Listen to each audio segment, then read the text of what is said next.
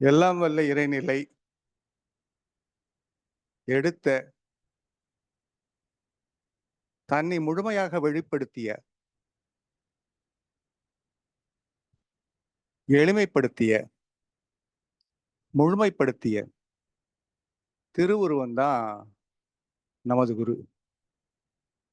தெளிவு குருவின் திருமேனி காண்டல், தெளிவு குருவின் திருவார்த்தை கேட்டல், தெளிவு குருவின் திருநாமம் செப்பல், தெளிவு குருவின் திருவுரு காண்டல் தானே அப்படின்னு சொல்லுவாங்க. அப்போ முதல்ல சொல்லக்கூடியது அவருடைய உருவம். தெளிவு துருவின் தெளிவு என்றாலே அறிவை அறிந்த தெளிவுதான் ஞானம். தெளிவுன்னா அங்க மறப்பே கிடையாது, மயக்கம் இல்லை. உள்ளதை உள்ளவாறு உள்ளபடியே உள்வாங்கிக் கொள்ளுதலும் உணர்தலும் உணர்த்துதலும், இதுக்கு பேர் தான் தெளிவு. ஆஸ் இட் இஸ்ன்னு சொல்லுவாங்க. இருப்பத இருக்கிற மாதிரியே இருக்கிற விதத்திலேயே இருப்பா இருக்கிறத இருக்கிக்கிட்டு இருக்கிறத தெரிஞ்சுக்கிறது அப்படிங்கிறது அதான் வெளி. அந்த வெளிய வெளியில கொண்டு வந்து வெளிச்சம் போட்டு எல்லாருக்கும் காட்டினது மகிழ்ச்சி தான். மறைபொருளா இருந்தத மறைஞ்சு இருந்தத மறை சொன்னத மறையாவே மாறி நிறையாக குறைவில்லாம எல்லாருக்கும் காட்டினது மகிழ்ச்சி. ரிஷி அப்படின்னாலே மந்திர திருஷ்டா ரிஷிகி சொல்லுவாங்க. மந்திரங்களை கண்டுபிடித்தவர்களுக்கு பேர், கண்டவர்களுக்கு பேர் ரிஷி. மந்திரம்னா என்ன? எது நம்மை உயர்த்துமோ அதுக்கு பேர், எது நம்மை காக்குமோ அது பேர் மந்திரம். அப்ப மனதின் திறம்தான் மந்திரம் அப்படின்னா மனதை முதல்ல தெரிஞ்சுக்கணும், அது எப்படி வந்ததுன்னு தெரிஞ்சுக்கணும், அதுக்கு மூலம் என்னன்னு தெரிஞ்சுக்கணும், அதனுடைய முடிவு என்னன்னு தெரிஞ்சுக்கணும், அதனுடைய தன்மைகள் என்னன்னு தெரிஞ்சுக்கணும். இது எல்லாத்தையும் உணர வச்சு மனம் இருப்பதனாலதான் மனம் இதன், அவன் பூரணன். இதம் அப்படி மனம் மண் அப்படிங்கிற வார்த்தையே நிலையானதுன்னு அர்த்தம், அழியாததுன்னு அர்த்தம். அப்படிப்பட்ட மண் என்ற வார்த்தை இதமாக இங்கேயே இருக்கிறது, அழியாதது இங்கேயே இருக்கிறது என்பதை உணர்த்த வந்தவங்க தான் மகரிஷி. அப்போ குருவின் பெருமையை சொல்லணும் அப்படின்னா ஒரே ஒரு வார்த்தை தான், அவர் திரு, அவர் உரு, அவர் குரு. இறைநிலை எடுத்த உருவம், நமக்காக எடுத்த உருவம், நம்மை காக்க எடுத்த உருவம், நமக்குள்ளாக இருக்கும் உருவம், எந்த உருவத்திலும் அந்த அரூபத்தை உணர வைத்த திருவுருவம் தான் மகரிஷி. அதனால சொல்லாங்க தெளிவு குருவின் திருமேனி திருவுரு காண்டல் தானே. அப்ப குருவின் திருவுரு எது? குருதான் திரு, அது எடுத்த ஒரு திருவுரு. அப்போ எல்லாம் வல்ல இறைநிலையை முழுமையாக எளிமையாக பாமரர்களுக்கும் கொடுத்து தன் நிலைக்கு உயர்த்தன ஒரு மகான் மகரிஷி. மற்றவங்கெல்லாம் ரிஷி, இவர் மகரிஷி. அவர் தன்னை பத்தி நினைத்த நேரத்தை விட உலகத்தில் இருக்கக்கூடிய எல்லாரையும் பத்தி நினைத்த நேரம் தான் அதிகம். தன் வாழ்க்கையை தியாகம் செய்து தன் வாழ்க்கையை சோதனை களமாக மாற்றி அதிலே பெற்ற அனுபவங்களை எல்லாம் ஒரு பெற்ற அனுபவம் உலகிற்கே வழிகாட்டும் அப்படின்னு சொல்லிட்டு மகரிஷி சொல்றாங்க பாருங்க ஒரு இடத்துல, என்னிடத்தில் உங்களுக்கு கொடுப்பதற்கு என் அனுபவத்தை தவிர வேற என்ன இருக்கிறதுன்னு கேட்கிறாங்க. அப்ப அவர் பெற்ற சாதாரண வாழ்க்கை அனுபவங்கள் முதல் உலகியல் அனுபவங்கள் வரை இறை அனுபவம் வரை அப்படியே கொடுத்துட்டு அழகா சொல்றாங்க பாருங்க, நீங்க ஒன்றும் கஷ்டமே பட வேண்டாம், ஜஸ்ட் ஒத்தி எடுத்துக்கிட்டு போங்க போதும் இதுக்கு மேல என் மேல ஏறி நின்னுக்குங்க, இன்னும் ஆராய்ச்சி பண்ணுங்க, உலகத்துக்கு கொண்டு போங்க அப்படின்னு சொன்ன அற்புதமான ஒரு வடிவம் தான் நமது மகரிஷி. தந்தை, தாய், ஈருயிர். அந்த ஈருயிர் சேர்ந்து நாம வந்திருக்கிறோம். அப்படின்னா இந்த உயிர் உய்வதற்காக வந்த ஒரு உதவிதான். அம்மா அப்பாவுக்கு இருக்கிறது அது எல்லா ஜீவனுக்கும் நடக்குது. அம்மா தாய் தந்தை இல்லாம எந்த ஜீவனும் பிறந்திருக்க முடியாது. ஆனா உய்யும் வகைக்காகவே உள் நிறைந்து உயிரில் கலந்த உன்னதமான உறவு தான், உயர்வு தான் மகரிஷி. குருவின் மேன்மைன்னு சொல்ல வேண்டியதில்லை, குருதான் மேன்மை. மேன்மைப்படுத்துவதற்காக வந்த திருவுரு தான் குரு. ஒருத்தர் மட்டும் இல்ல, எல்லாரும் எந்த நிலையில் இருந்தாலும் அவர் பரவாயில்ல. குற்றவாளி பாவியா இருந்தாலும் பரவாயில்ல, பஞ்சமா பாதகங்கள் செய்தோரா இருந்தாலும் பரவாயில்ல. நீ எனினும் நான் எனினும் நிறையறிவில் ஒன்றே. எப்படி உங்களுக்கு பெரும்பாலும் நீ உனக்கு தகுதி இருந்தா உனக்கு கொடுப்பேன்னு சொல்லுவாங்க. தகுதியை ஏற்படுத்தி கொண்டு வா, நீ அப்பதான் ஆன்மீகத்துல முன்னேற முடியும், இறைய பெற முடியும் அப்படின்னு. ஒவ்வொருத்தருக்குள்ளாரும் இறையும் நிறைஞ்சு இருக்கும்போது அவருக்கு வேற என்ன தகுதி வேணும்னு கேட்கிறார் மகரிஷி. உயிர் இருக்கா? இருக்கு. உடல் இருக்கா? இருக்கு. அப்போ உடலும் உயிரும் இருக்கும்போது உணர்வு இருக்கா? இருக்கு. அப்போ அதுதானே இறை. அப்ப எவ்வளவு பெரிய பாதகங்கள் செய்தோரானாலும், குற்றங்கள் செய்தோரானாலும் அவர்களும் இறை உணர்வை எளிமையாக பெற முடியும் அப்படிங்கிறதான் மகரிஷி சொல்ல வராங்க, இல்லையா? அப்போ எங்கேயோ இருக்கக்கூடிய கடவுள் அவர் ஏதோ கொடுப்பார் அப்படிங்கிறத மாத்தி எனக்குள்ளாக, நமக்குள்ளாக, எல்லாவற்றிற்கும் உள்ளாக எல்லாம் வல்ல இறைநிலையை எடுத்து காட்டிய ஒரு பெருமான் தான் மகரிஷி. எப்பேற்பட்ட ஒரு பாக்கியம்! அவர் காலத்துல நாம பிறந்தது, அவரோட இருந்தது, அவரோட வாழ்ந்தது, அவருடைய வார்த்தைகளை கேட்டது, அவர் திருவுருவத்தை தரிசித்தது, எல்லாம் விட நம்மளோடு அவர் நம்மோடு அவரோடு நம்மை அவர் இணைத்து கொண்டது, இல்லையா? எத்தனையோ கோடி பேர் மக்கள் இருக்கிறாங்க இந்த உலகத்துல. ஆனா நமக்கு இப்படி ஒரு எளிமையான குரு கிடைச்சிருக்காரு, இல்லையா? தேட வேண்டிய அவசியமே இல்லை, தெளிந்தால் போதும். அவர் தான் சொல்றார், தெளிவுதான். தெளிவுதான் ஞானம். என்ன தெளிவு? பிரம்ம ஞானம், இறை பற்றிய தெளிவு. அப்ப இறை எங்க இருக்கு? நாம இருக்கு, நமக்குள்ளாக இருக்கு. என்னவா இருக்கு? அறிவா இருக்கு. அப்ப அறிவே தெய்வம். அறிவுக்கு உருவம் இருக்கா? இல்லையே. அப்ப எப்படி தெரிஞ்சுக்கிறது? அதுக்கு தான் ஒவ்வொரு உயிரும் ஒவ்வொரு உயிரும் அறிவு திருக்கோவில், நடமாடும் அறிவு திருக்கோவில். எங்கேயும் தேட வேண்டிய அவசியமே இல்லை. ஆதி நிலை இறைநிலை. அந்த நிலை, கடைசியா இருக்கக்கூடிய நிலை மனித நிலை, மனித மனம். The other end of your mind is God அப்படின்னு சொல்ல அவங்க மகரிஷி. அப்ப ஆதியத்தையும் அந்தத்தையும் ஒன்றுபடுத்தி ஆன்மாவுக்கு அந்தத்தை கொடுத்த ஆனந்த வாழ்க்கையை எல்லோருக்கும் எளிமையாக இன்னைக்கு இருக்கக்கூடிய சூழ்நிலையில எல்லா நாட்டில் இருக்கக்கூடிய மக்களும் கற்றுக்கொள்ள முடிந்ததாக, செய்ய முடிந்ததாக, பயிற்சி செய்ய முடிந்ததாக, மாற்ற முடிந்ததாக எதையும் மகிழ்ச்சி கம்பலே பண்ணவே இல்லை. இது செஞ்சா நல்லது இன்னும் சுதந்திரத்தை கொடுக்குறாங்க. எல்லா இடத்திலும் கட்டுப்பாடுகள் இருக்கும்.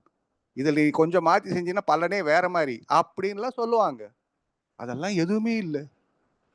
முடிஞ்ச வரைக்கும் செய்யுங்க, முடிஞ்ச மாதிரி செய்யுங்க. இப்படி செஞ்சா உங்களுக்கு வேணுங்கிற பலன்கள் கிடைக்கும் என்று இறைநிலையை முழுமையாக கொண்டு எப்போ வெளிச்சம் வந்ததோ அங்க இருட்டுக்கு வேலையே இல்லை. அதே மாதிரிதான் இறை உணர்வு, நிறை உணர்வு, இறைத்தான் எல்லாமாகவும் இருக்கிறது அந்த இடத்துல வரும்போது அங்க வினைக்கு வேலை இல்லை. வினைகளை அகற்றிக் கொள்ளலாம்ங்கிறார், நிறைவு பெறலாம்ங்கிறார், முக்தி அடையலாம்ங்கிறாரு, எப்போதும் எந்த நிலையிலும் இறைவனோடு சேர்ந்திருக்கலாம்ன்றாரு, எந்த பொருளிலும் இறைவனை காணலாம்ங்கிறாரு. இதெல்லாம் யாரும் சொல்லவே இல்லை. அதெல்லாம் ரொம்ப கஷ்டப்படணுங்க, அப்படியெல்லாம் கிடையவே கிடையாது அப்படின்னு எல்லாருக்கும் கொண்டு வந்து சேர்த்தவர் மகரிஷி. இப்போ தத்துவமா இருந்தா எல்லாருக்குமே வந்து ஒவ்வொருத்தரும் ஒரு தத்துவம் பிடிக்கும் பிடிக்காது. அப்ப தத்துவமே இல்லை, இயற்கையா மாத்திட்டார். இயற்கையா மாத்தினது இல்லை, விஞ்ஞானமா மாத்திட்டார். அப்ப விஞ்ஞானம் வந்து மறுக்க முடியாதது, இயற்கை யாரும் மறுக்க முடியாதது. இயற்கை எங்கும் இருக்கிறது, இயற்கையின் இயல்பு தான் விஞ்ஞானம். எப்படி விஞ்ஞானமும் இயற்கையும் எல்லாருக்கும் இன்று பயனுள்ளதாக இருக்கிறதோ, அதே போல இறைநிலையை, உயிரை, மனதை எல்லாவற்றையும் இப்படி எளிமையா எடுத்து சொல்லி மின்சாரத்தின் மூலமாக, காந்தத்தின் மூலமாக எல்லாவற்றையும் ஒன்றிணைத்து நமக்கு கொடுத்தவங்க மகரிஷி தான். இப்ப உலகம் பொதுவாயிருச்சு இல்லைங்களா? தத்துவமா இருந்தா வித்தியாசம் வரும், மதமா இருந்தா வித்தியாசம் வரும், இயற்கைன்னா வித்தியாசம் வராது இல்ல, விஞ்ஞானம்னா வித்தியாசம் வரவே வராது இல்ல. எல்லாரும் எங்கி பயன்படுத்துறதான விஞ்ஞானமும் இயற்கையும். அப்படி தன்னை பற்றிய ஒரு விஞ்ஞானம், தன்னை அறியும் விஞ்ஞானம், அறிவின் அறிவியல், அறத்தின் அறிவியல், இதை கொடுத்திருக்கிறது மகரிஷி மட்டும்தான். இது வந்து அதாவது நம்ம மேலோட்டமா பார்த்தா சில பயிற்சிகள், சில முறைகள் மட்டும் சொல்றோம். It's tip of the iceberg சொல்லலாம். ஒரு கடுகளவு தான் மகரிஷியோட பயிற்சிகள், இதெல்லாம் நம்ம சொல்லக்கூடியது. ஆழ்ந்து ஆழ்ந்து ஆழ்ந்து உள்ள போனா அங்க இல்லாததே இல்லை, இயலாததே இல்லை அப்படிங்கிற அளவுக்கு எல்லாத்த பத்தியும் மகரிஷி கொடுத்திருக்கிறாங்க. இதை புரிந்து கொண்டவர்கள் எதையும் புரிந்து கொள்வார்கள்.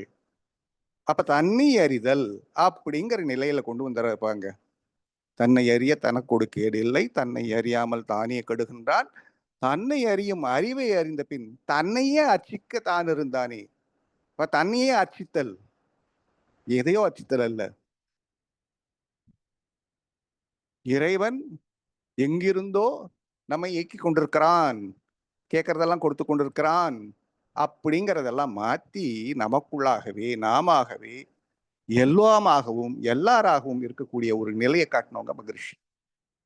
அது அத்வைதத்தின் அனுஷ்டானம், ஆன்மீகத்தின் உச்சக்கட்ட பேரு, விஞ்ஞானத்தின் விளக்கம், வாழ்வியலின் வழிகாட்டி. இது ஒண்ணு தெரிஞ்சுக்கிட்டா போதும், எல்லாம் தெரிஞ்சதா மாறிடும். அப்படிப்பட்ட ஒரு குரு நமது கருவாக, உயிர் சொல்றதுக்கு தான் கரு சொல்றேன் நான், கருவாக நமக்குள்ளாகவே இருக்கும்போது கரும மையம், கருமையம் தான் கரும மையம், வினைகளின் குவிப்பு தொகுப்பு அப்படின்னு சொல்றோம் இல்லையா, அந்த கரும மையம் தான் கருமையம். அதனுடைய மையம் இறைநிலை. அந்த இறைநிலையை உணர்ந்தவர் மகரிஷி. அங்கேயே உயிரை கொண்டு வந்து சேர்த்துட்டார்னா அந்த உயிரை பிடிச்சுக்கிட்ட மகரிஷி சொல்லுவாங்க பாருங்க, நீங்க என்ன பிடிச்சுக்குங்க அப்படின்னு சொல்லுவாங்க, என்னோட கலந்துருங்க அப்படின்னு சொல்லுவாங்க, என்னோட சேர்ந்துக்குங்க அப்படின்னு சொல்லுவாங்க. அப்ப தன் மனதால் எல்லோரையும் ஆட்கொண்டு இறைநிலைக்கு உயர்த்திய இணையில்லாத என் உயிர், உயிருக்கு உயிராய் இருக்கக்கூடிய மகரிஷியின் பெருமையை சொல்வதற்கு வார்த்தைகளே இல்லை. வாழ்க வளமுடன், வாழ்க வளமுடன், வாழ்க வளமுடன். ஐயா நன்றிங்கய்யா. அருள் தந்தையினுடைய இந்த விஞ்ஞான விளக்கங்களை எல்லாம் நாம் இன்னைக்கு உலக அளவில் ஒரு தரமாக கொண்டுட்டு வரணுங்கிற முயற்சியில் ஈடுபட்டு இருக்கிற இந்த நேரத்தில் அவர்களுடைய பெருமைகளை, அருள் தந்தையினுடைய மேன்மைகளை உங்களுடைய அற்புதமான அந்த சொல்லாடலோடு விளக்குகிற போது எல்லோருக்கும் ஒரு உத்வேகத்தை கொடுத்துருக்குதுங்கய்யா. ரொம்ப மகிழ்ச்சிங்கய்யா. சேஷாசலம் உங்ககிட்ட ஏதாவது பேச விரும்புறார், பேசுங்கய்யா. சேஷாசலம் ஐயா. ஐயா தியாக ஐயா. ஐயா வாழ்க வளமுடன் ஐயா. வாழ்க வளமுடன் ஐயா. வாழ்க வளமுடன். குருவே வாழ்க வளமுடன். வாழ்க வளமுடன். சொல்லுங்க ஐயா. ஐயா நீங்க சொல்லும்போது இல்லாதது இயலாததுன்னு சொன்னீங்க. அதாவது இல்லாதது ஏதுமில்லை, அப்படின்னா இயலாததும் இயலாதது ஏதுமில்லை. இறைநிலையில எல்லாமே இருக்கு இல்லையா? அப்படின்னா there is இல்லாதது ஏதும் இல்லைன்னா எவ்ரிதிங் இஸ் அவைலபிள் தான் அர்த்தம். ஆமா, எல்லாமே இருக்குன்னு அர்த்தம். ரெண்டு இயலாதது நெகட்டிவ் ஒரு பாசிட்டிவா மாறும் இல்ல. இயலாததுன்னா தென் நம்ம முடியாதது எதுவும் இல்லை, முடியாதது எதுவும் இல்லை. ட்ரை இறைநிலையால் பண்ணணும். எல்லாமே முடியும் தானே. அதத்தான முதல் வார்த்தையை, எல்லாம் வல்ல தெய்வம் அது. அந்த எல்லாம் வல்லதை தான் இயலாதது ஏதுமில்லைன்னு சொல்ல நான். அருமை ஐயா. குருவின் திருமேனி நல்லா விளக்குறீங்க. we are all கலாவதி அம்மா சொன்ன மாதிரி we are all gifted. வாழ்க வளமுடன் ஐயா. நன்றிங்க ஐயா. வாழ்க வளமுடன். எதை கேள்வி கேட்கறீங்கன்னு நினைச்சேன். மாணிக்க வாசக ஐயா இத பேச வந்திருக்காருங்க. ஐயா பேசுங்க ஐயா. பேசுனீங்க என்னன்னு தெரியல. டிரைவிங்ல இருந்து வீட்டுக்குள்ளார இறங்கி ஐயா தான் பேசுனாங்க. இன்னைக்கு அருள் தந்தையினுடைய மேன்மைகளை பத்தி கொஞ்சம் பேசுனாங்க. Okay okay. தியாக என்ன சொல்ல வந்தாரு? ரெக்கார்ட் பண்ணியாச்சு. ரெக்கார்ட்ல தான் இருக்கு. தியாக என்ன சொல்ல வந்தாரு? ஐயா தியாக ஐயா நீங்க பேசுங்க ஐயா.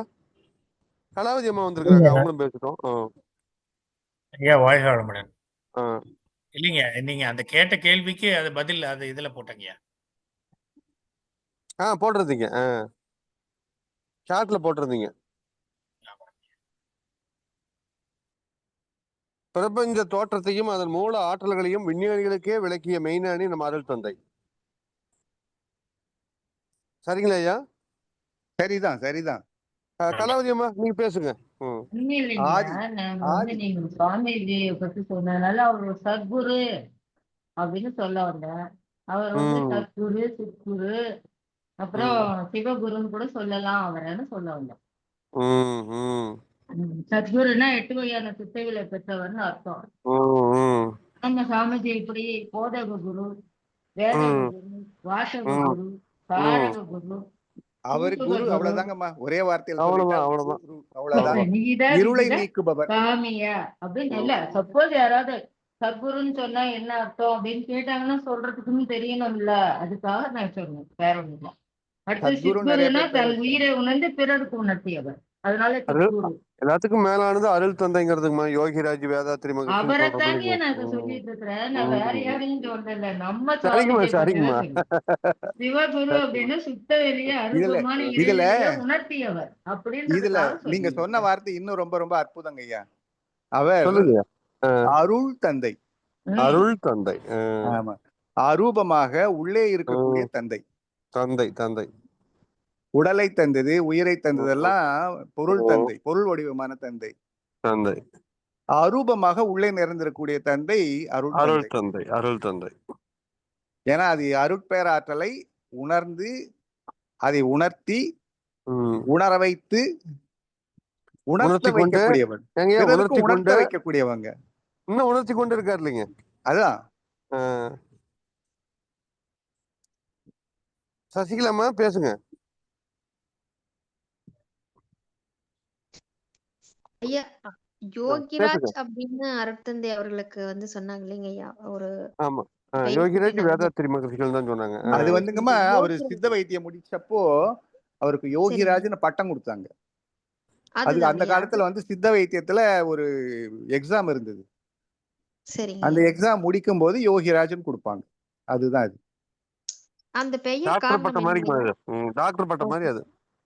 ஓ சரி சரி. ஒரே ஒரு சந்தேகம் எங்க குருயா, நான் சொன்ன அந்த செய்தி சரிதானான்னு மட்டும் எனக்கு கன்ஃபார்ம் பண்ணுங்க. அதாவது நம்ம சுவாமிஜி வந்து 10 வருஷம் நாக்கு மேல தவம் பண்ணாருன்னு சொல்லி சுவாமிஜி சொல்லி நான் கேட்டிருக்கிறேன். அதாவது இது எந்த புக்லயாவது அது மாதிரி வந்திருக்கான்னு கேட்டாங்க, அதனால கேட்கிறேன். சொல்லுங்கம்மா. நீங்க கேட்டிருக்கீங்களா? சுவாமிஜி நாக்கு மேல மட்டும் 10 வருஷம் தவம் பண்ணலாம். எங்க? நாக்கு மேல. நாக்கு மேலயா? நாக்கு பஞ்சேந்திரிய தவத்தை நாக்கு மேல ஒரு 10 ஆண்டு காலம் செய்துதான் சொன்னாருங்களா? அப்படியெல்லாம் நான் கேள்வியே பட்டது இல்லம்மா. நான் கேள்விப்பட்டிருக்கேன் இல்லையா, அதனாலதான் அது வந்து ஒருத்தர் கேக்குறாரு. எடுத்து வடிவோட இல்லைங்கம்மா.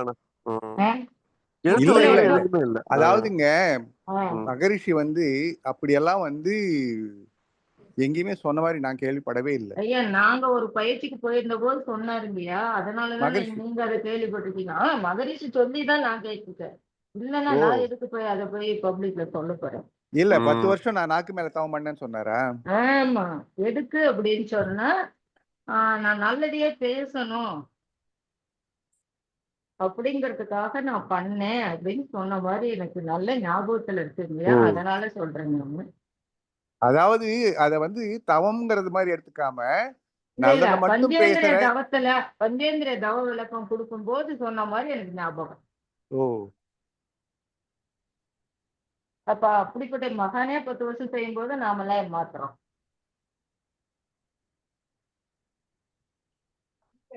அதை எங்கேயாவது நீங்க வேற யாராவது கேட்டிருக்காங்க, கொஞ்சம் கன்ஃபார்ம் இல்லம்மா, பண்ணி நான் சொல்லுங்க. கேட்டதில்லை, நான் கேட்டதில்லை. சரிங்க, ஓகே, நன்றி. அது அவரு என்ன சொல்ல வர்றாருன்னா, ம். நாக்க அதாவது கெட்டதுக்கு பயன்படுத்தாம இருக்கிறது அப்படிங்கறத ம், வந்து சொல்லுவார். அப்படி சொன்னாரு. அதுதான் அதுதான். அதாவது என்ன சொல்லுவாருன்னா, ஒருத்தன் வந்து 12 வருஷம் பொய்யே பேசல அப்படின்னா அவன் சொல்றதெல்லாம் பலிக்கும் அப்படின்னு சொல்லியிருப்பாங்க. ம், இதை நான் கேட்டதில்லை.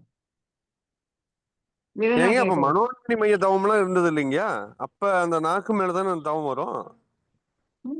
மனோன்மணி மனோன்மணிக்குள் நாக்குக்கு என்னங்க? அது வந்து நீங்க இது சொல்றீங்களா, அது உள்நாக்கு மேலங்களா? லம்பிகா ஆ, லம்பிகா ஆ. யோகம் லம்பிகா சொல்றாரு. யோகம் அது. லம்பிகா யோகம் மாதிரி.